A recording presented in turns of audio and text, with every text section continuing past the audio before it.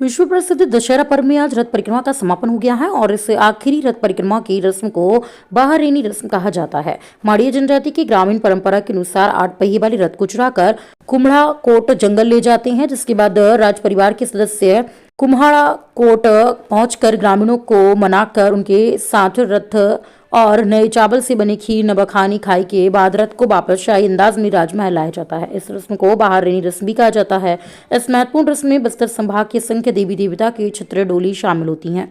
बताया जाता है कि बस्तर के राजा पुरुषोत्तम देव ने जगन्नाथपुरी से रथपति की उपाधि मिलने के बाद बस्तर में दशहरे के अवसर पर रथ परिक्रमा की प्रथा प्रारंभ की थी, जो कि आज तक अनवरत चली आ रही है।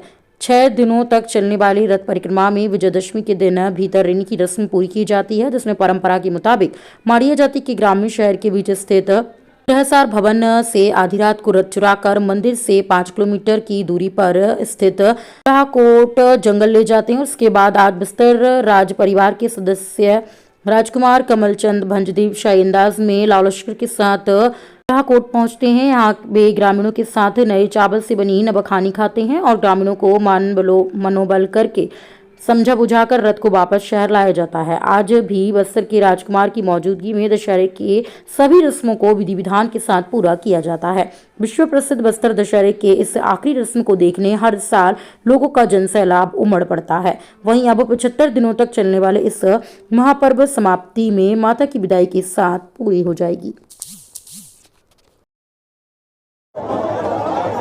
आज हमारे विश्व प्रसिद्ध 75 दिन का दशहरा का आज बाहरैनी का रस्म पूरा हुआ है। कुम्हड़ा कोट में जैसे कि सदियों से 600 साल के इतिहास में से हमारे जो माड़िया समाज के लोग, जो किलेपाल परिजना के लोग रथ खींचते थे, जो भीतरैनी के दिन उनको पूछ परख नहीं होने के कारण इसी जगह कुम्हड़ा कोट में रथ को चुरा के ला के छुपा दिया था और दूसरे दिन महाराजा, उस समय के तत्कालीन महाराजा के द्वारा रथ को खोजा गया तो इस जगह पाया गया।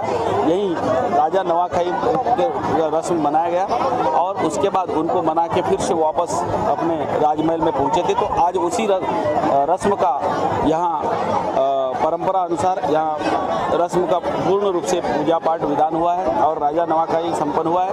अब यहाँ से रथ में आराध्यमयी मावली माता सवार होके अब राजमहल परिसर को जाएंगे और यह 75 दिन का दशहरा का अंतिम दिन है। कल मुरिया दरबार होगा और इस प्रकार से विश्व प्रसिद्ध दशहरा संपन्न होगा।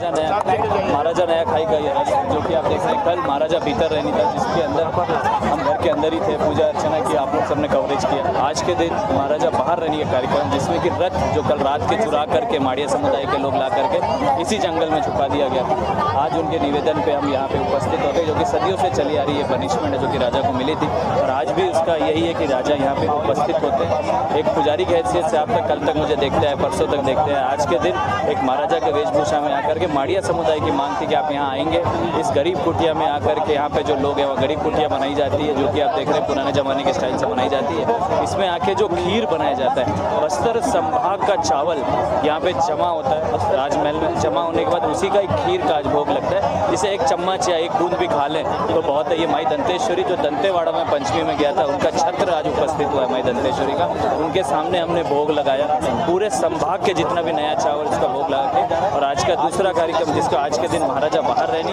जो कि आप परिक्रमा देख रहे हैं और साथ साथ दूसरा जो कार्यक्रम ये है कि महाराजा नया खाई के रूप में इसे मनाया जाता है, जिसमें नया अन्न हम लेते हैं। पूरे देवी देवता, पुजारी, गायता, महिमरीन, माँझी सभी लोग यहाँ उपस्थित होते हैं, उपस्थित होकर के ग्रहण करके और माई का जो रथ है जो उन्होंने चुरा करके यहाँ पे ले आया था, जो कि राजा का जो रथ यहाँ पे चुरा करके ले आया था, आज माड़िया समुदाय के लोग वापस उसे खुशी खुशी यहाँ से लेकर के वापस सिंह द्वार में छोड़ते जहाँ से उन्होंने चोरी किया था। यही परंपरा है आज की और माई जी की आरती के बाद आज का कार्यक्रम समापन हुआ।